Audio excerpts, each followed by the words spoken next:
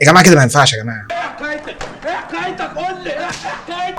هو انا كل ما استعيذ من الشيطان الرجيم واقول اللهم اخزيك يا شيطان واقعد امسك حاجه الدواجن واذاكر عشان عندي امتحان، يطلع حوار تاني خليني اسيب المذاكره واقعد اصور فيديوهات تاني. انا كده مضطر اصور فيديو الحقيقه، مش عارف، مضطر اصور الفيديو ده. واضح ان انا بتلكك عشان اصور الفيديو، بس تعالى نشوف الكلام على ايه. يا دول العالم تعالوا اتفرجوا علينا. Who the fuck starts a conversation like that? I just sat down. كليات الطب البيطري في مصر هنا بيجيبوا الكلاب صاحية بيعذبوها، بيعملوا فيها العمليات من غير بنج، تمام؟ بيضربوهم، بيقطعوا لهم رجليهم. انا مش متخيلة ليه في ناس بتعمل كده. What the fuck is this؟ تشوفوا في عيالك يا بعيد، تشوفوا في عيالك ويبتليهم بسرطان في عظمهم. يا بني ادم منك ليه في ابنك I wish I hadn't seen that. وفي بنتك وفي امك، ماشي؟ ما تعرف تعالجهم.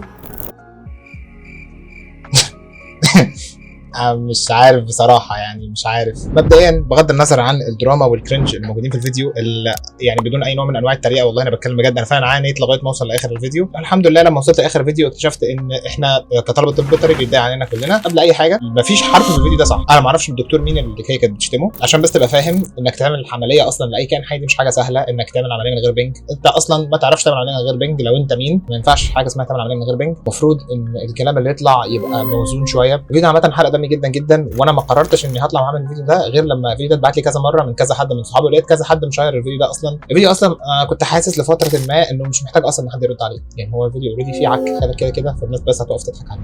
بس لما لقيت ان الفيديو جاب فيوز عاليه وجاب انجيجمنتس عاليه، الموضوع ده حرق دمي بصراحه. ان حد يبقى طالع بيتكلم في كلام فاضي كده ده كلام فاضي كده مفيش حرف من الكلام ده حقيقي، ويبقى الموضوع برضه يجيب فيوز والناس تشوفه وبتاع. لو انت فاكر الموضوع مش سهل كده، فاحنا في اي عمليه بنعملها كطلبه او في اي حاجه بنعملها كطلبه بقى في دكتور من القسم اصلا واقف معانا، ومش سهل ابدا ان انت تجيب مشرط وخلاص وتعمل عمليه، او تجيب مشرط ومقص وخلاص وتعمل عمليه ورسم كده عملت عمليه. لا، في حوارات كتيره بتحصل. الموضوع مش بس ان انا بعمل عمليه وبقطع وبعمل وبكسر كل ده كلام فاضي يا جماعه، لا يمت للواقع بصله. كنا بصور فيديو يوم الجمعه وانا عندي يوم الاثنين امتحان، فيعني الموضوع استفزني لدرجه ان انا ما قدرتش اقوم اكمل مذاكره، وقلت اجي اشوف الكلام مع طنط وصل على ايه. يعني بس اقول كلمه لطنط في الاخر بتدعي على طلبه الكليه.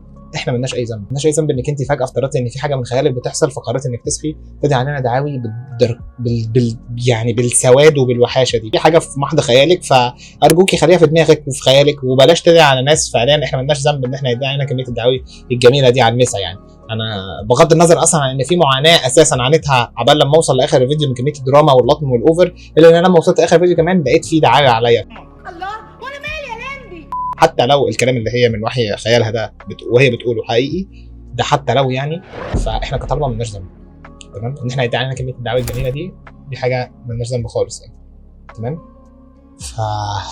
كل اللي انا بقوله او كل طلب يعني من الناس انها تفهم ان احنا كطلبه مظلومين في الحكايه دي، وفي اي حكايه عامه بتطلع من الناس اللي بتطلع فجاه تقول كلام من وحي خيالها ده. احنا كطلبه ما بيبقاش لينا اي نوع من انواع الدور، او احنا مش موجودين اصلا في الحدوته دي. الحدوته من وحي خيالها يعني، هي طلعت وقالتها وربنا يهديها ان شاء الله يعني.